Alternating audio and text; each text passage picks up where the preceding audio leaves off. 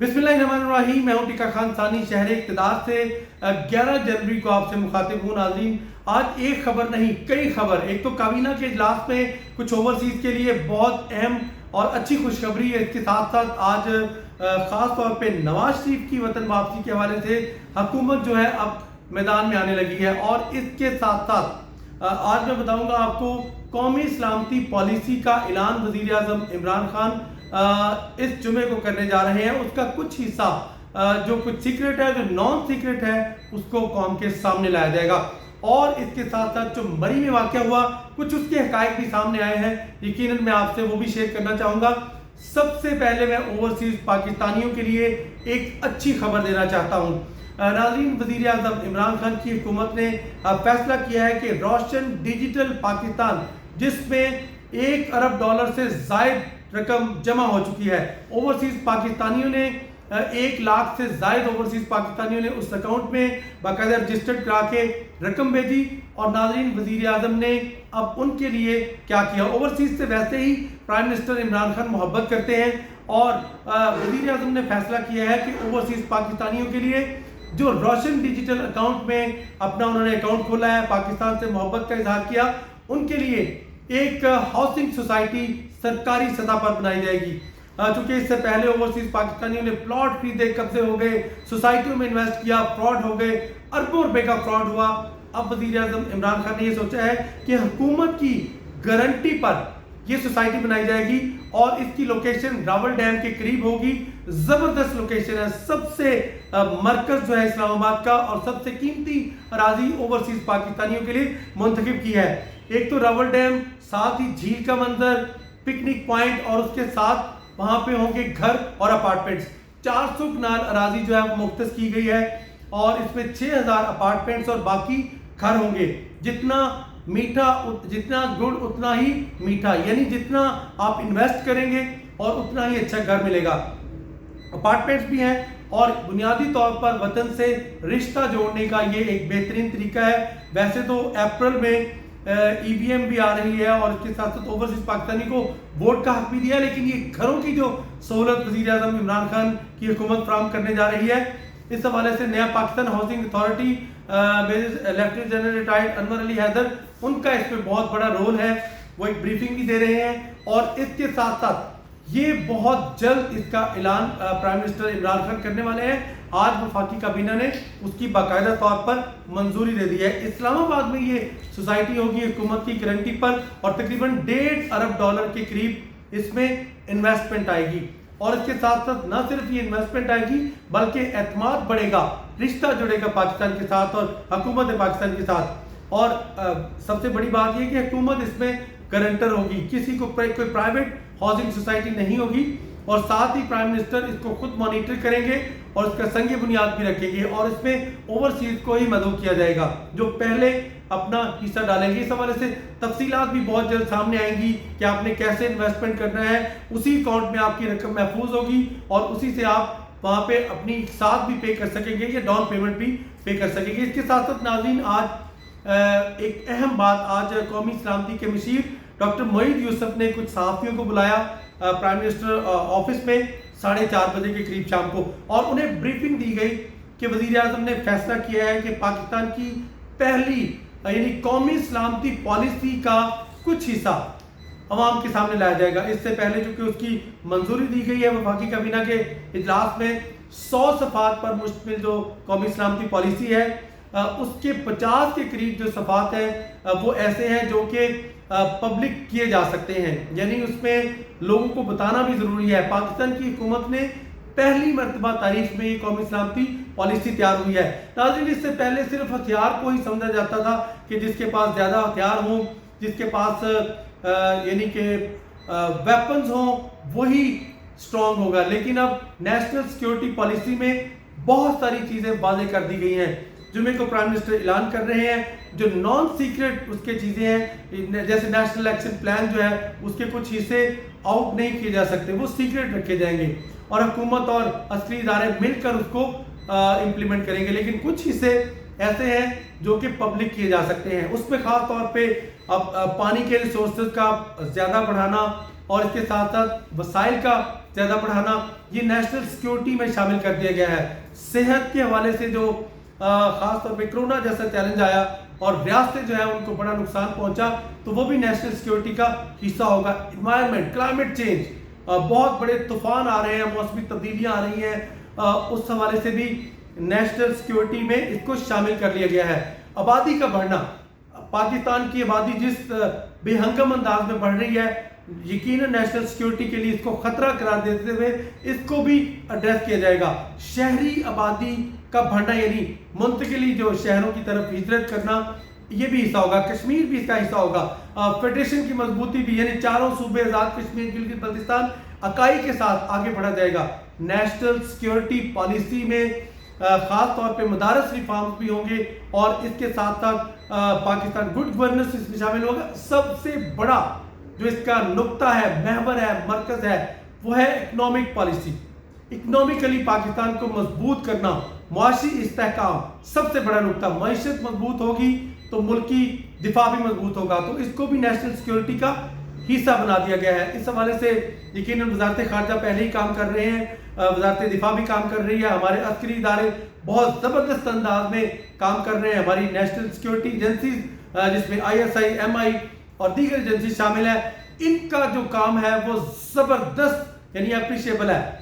रियासत को पहले, पाकिस्तान को पहले रखा जाता है, कोई फर्द नहीं, कोई इदारा नहीं, रियासत पहले, सबसे पहले मुकद्दम समझी जाती है। तो ये भी नेशनल सिक्योरिटी पॉलिसी के 50 के करीब सफ़ात जो है वो कौम के सामने लाए जाएंगे, जिसमें तालीम है, इसके साथ साथ दीगर अहम नुकात जो है उसमें ख़ास तौर पे देखिए, जैसे पानी जो है वो उसके वसाइल बढ़ाना, ज़राअत को ख़ास तौर पे, ज़राअत को भी नेशनल सिक्योरिटी पॉलिसी में शामिल किया गया है। फूड सिक्योरिटी जो है ख़ास तौर पे उसको भी इसका हिस्सा बनाया गया है। तो ये एक वज़ीर आज़म इमरान खान की एक जो रिफॉर्म पॉलिसी है पाकिस्तान को इस्तेहकाम बख्शने के लिए, तो ये उसका हिस्सा है। National security policy prime minister जुमे को ऐलान करेंगे। नाज़रीन, ये भी इंतज़ार कीजिएगा। और यकीनन डॉक्टर मईद यूसुफ ने ये कहा है कि वो मुख्तलिफ ममालिक का दौरा भी कर रहे हैं। इसमें ख़ास तौर पे अगर ईरान की बात करें तो अगर आलमी पाबंदियाँ हटती हैं तो ईरान से रब्ता किया जाएगा। डॉक्टर मईद यूसुफ मुख्तलिफ ममालिक का दौरा करेंगे और इसको, इसी नेशनल सिक्योरिटी पॉलिसी को आगे बढ़ाएंगे ताकि दुनिया को अपने साथ मिलाया जाए। हमसायों के साथ बेहतरीन ताल्लुकात, अमन नेशनल सिक्योरिटी पॉलिसी का हिस्सा होगा। पाकिस्तान अमन का दाई बन के सामने आएगा। हमसायों के साथ जैसे भी हमसाए हैं, हमारा ताल्लुकात पहली तरजीह बेहतरीन और खुशगवार ताल्लुकात, ट्रेड, इन्वेस्टमेंट, ये सब कुछ नेशनल सिक्योरिटी में शामिल कर दिया गया है। वो ऐसी चीज़ें जो पाकिस्तान के लिए ख़तरात हैं, उससे नेशनल सिक्योरिटी के तौर पर उसको निपटा जाएगा। एक तो ये बात, और उसके साथ साथ मैं बताऊं कि शहबाज शरीफ की अब यकीनन नाअहली का वक्त जो है वो लग रहा है कि करीब आ गया। आज नेशनल जो वफाकी काबीना का इजलास हुआ, वफाकी काबीना के इजलास में आज बाकायदा तौर पर प्राइम मिनिस्टर और काबीना को ब्रीफिंग दी गई कि चूँकि नवाज शरीफ बैरून मुल्क बैठ कर हुकूमत के खिलाफ खास तौर पे इन हाउस तब्दीली की बातें कर रहे हैं, हुकूमत के खिलाफ, इदारों के खिलाफ फर्जसराई की अगर बातें हो रही हैं, तो उनकी गारंटी देने वाले थे शहबाज शरीफ, जिन्होंने तहरीरी तौर पर भी गारंटी दी। इस हवाले से अटॉर्नी जनरल पाकिस्तान जो है काबीना के फैसले के बाद अब रजू करेंगे लाहौर हाई कोर्ट से, और लाहौर हाई कोर्ट से बाकायदा तौर पे कहा जाएगा कि या तो शहबाज शरीफ जो है नवाज शरीफ को वापस लाएं या फिर उन्हें नाअहल करार दिया जाए। 264 एक्ट जो है उनके ऊपर नाअहली का लागू होगा और इस हवाले से भी तैयारियां मुकम्मल कर ली गई हैं। बहुत जल्द हुकूमत जो है वो राब्ता करने जा रही है, डेट भी अनाउंस कर दी गई है। आज फवाद चौधरी ने बाकायदा ब्रीफिंग में भी इस बात का इजहार कर दिया है और ऐलान कर दिया है। नाज़रीन, इसके साथ साथ जो कि काबीना के इजलास में आज मरी का वाक़या जो है उसको भी सामने रखा गया। मैं कुछ शवाहिद, कुछ हक़ाइक़ आपके सामने रखूँगा। नाज़रीन, महकमा मौसमियात ने जो पेश गोई की थी, 7 जनवरी का ये वाक़या है जब ये अमवात हुई वहाँ पे, वो पेश गोई ये की गई थी कि 7 जनवरी से आगे 10 जनवरी तक, 11 तक बर्फ़बारी होगी और शदीद बारिश होगी। उसमें कहीं भी बर्फानी तूफ़ान का जिक्र नहीं किया गया था। तो बर्फानी तूफ़ान जो है ये एक ऐसी यानी कुदरती आफत है कि जिसमें यूरोप में भी आते हैं, मुख्तलिफ ममालिक में बर्फानी तूफ़ान आते हैं और सडन आते हैं। यानी स्नोफॉल के साथ साथ बर्फानी तूफ़ान की प्रेडिक्शन की जाती है, लेकिन مری میں محکمہ موسمیات میٹ آفس نے باقاعدہ اس کو یعنی برفانی طوفان کے طور پہ الرٹ نہیں کیا تھا. جو ایڈوائزری جاری کی گئی تھی وہ برف کی یعنی سنو فال کی اور بارش کی تھی. اور اس حوالے سے یقیناً اگر کوتاہی سامنے آئی تو تحقیقات ہو رہی ہیں, اعلیٰ سطحی تحقیقات ہو رہی ہیں, لیکن کچھ شواہد جو مجھے پتہ چلے ہیں وہ یہ کہ اس شام یعنی 7 جنوری کی شام 5 بجے ڈپٹی کمشنر اور اس کے علاوہ ڈی پی او اور دیگر جو ذمہ داران ہیں راولپنڈی, چونکہ ڈسٹرکٹ راولپنڈی میں مری آتا ہے, تو یہاں سے اس خطرے کو بھانپتے ہوئے جب وہاں پہنچے تو سب سے پہلے جو ٹول پلازا ہے وہ بند کیا گیا تاکہ گاڑیوں کی انٹرنس کو روکا جا سکے. شام 5 بجے گاڑیاں روک دی گئی تھیں اور کچھ ٹیمیں وہاں پہنچی جس میں انتظامیہ کے افسران بھی تھے, ریگتے ریگتے پہنچ کے. اس حوالے سے میں بتاؤں کہ یہ ایسا طوفان تھا کہ بلیزرڈ جس میں خاص طور پہ 60 جو ہے وہ پول گرے, بجلی کے کھمبے جو ہے وہ گر گئے. اس سے پہلے 1 یا 2 کبھی گرا ہوگا, لیکن ابھی تک جو 41 سالہ تاریخ ہے مری کی, یعنی 1980 میں یہ طوفان آیا تھا 1980 میں, اس کے بعد 41 سال بعد 41 ایئرز کے بعد یہ طوفان آیا ہے اور سڈن آیا ہے اور مسلسل طوفانی برف باری ہوتی رہی. اس دوران تو اس کو طوفان کو روکا ہی نہیں جا سکتا تھا جب تک یہ تھم نہ جائے. اس دوران کچھ گاڑیاں اندر چلی گئیں, 1,64,000 گاڑیاں انٹر ہوئیں. اگر بند نہ کیا جاتا وہاں سے انٹرنس اور ٹول پلازا تو آپ کو پتہ ہے کتنا نقصان ہو سکتا تھا. یہ خدشہ ظاہر کیا جا رہا ہے کہ 10% اموات زیادہ ہوتی, یعنی 200 اموات زیادہ ہو سکتی تھی. 22 اموات ہوئی ہیں.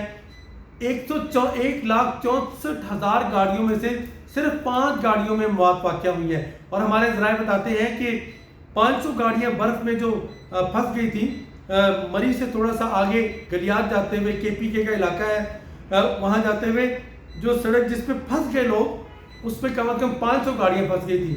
DSP اور اسسٹنٹ کمشنر اور دیگر متعلقہ افسران باقاعدہ طور پہ ان گاڑیوں کے پاس پہنچے ہیں, نو کی ہے, لوگوں کو تنبیہ کی ہے, لیکن 5 گاڑیوں نے ہیٹر لگایا, گاڑیاں بند کر دی. ان کو ہدایت بھی کی گئی تھی کہ آپ ونڈو کھولیں, کیونکہ اس وقت فوری طور پہ وہاں سے آگے لے جایا نہیں جا سکتا تھا. ایک انجینئر ہوتا ہے, انجینئر مکینیکل, یعنی اس کو آپ یعنی کہہ سکتے ہیں کہ سنو کا ڈپارٹمنٹ کا انجینئر بھی, ایکسین, اور وہ ایکسین جو ہے وہ شاید راولپنڈی سے مانیٹر کرتے رہے ساری صورتحال, وہاں پہنچتے تو شاید برف فوری ہٹ جاتی تو یہ واقعات بھی نہ ہوتے. بہرحال افسوس کا اظہار کیا گیا, کابینہ نے اس پر فاتح خوانی بھی کی, لیکن جو اس میں اہم خبر یہ تھی کہ تحقیقات تو ہو رہی ہیں لیکن 60 بجلی کے کھمبے گر گئے, 60 درخت گر گئے, اور اگر ایک درخت گرتا ہے تو 2-3 گھنٹے لگتے ہیں اس کو کاٹ کے ہٹانے میں, تو 60 درخت گرے جس کی وجہ سے روڈ بھی بلاک ہو گئی, مشینری کا وہاں پہنچنا مشکل تھا. تو یہ سارا آنن فانن ہوا. اس کے باوجود انتظامیہ نے پوری کوشش کی. وہاں پہ خاص طور پہ میں سلام پیش کرتا ہوں, پاک فوج کے دستے پہنچے, رینجرز, FC, زیر داخلہ بھی پہنچے, اور کم از کم 9,500 جو راشن کے تھیلے ان کو پہنچائے گئے, اور کم از کم فوڈ آئٹم جو ہے وہ 10,000 کے قریب پیکٹ میں خوراک پہنچائی گئی. لیکن چونکہ گاڑیوں کے بند اندر کاربن مونو آکسائڈ یعنی ایک ایسی زہریلی گیس جس کی سمیل بھی نہیں ہوتی, یہ خدشہ ظاہر کیا جا رہا ہے کہ اس کی وجہ سے موت واقع ہو گئی ہے. سویٹ ڈیتھ اس کو بولتے ہیں, یعنی نیند لاتی ہے وہ, اس کے بعد وہ سوتے سوتے ہی انتقال ہو جاتا ہے.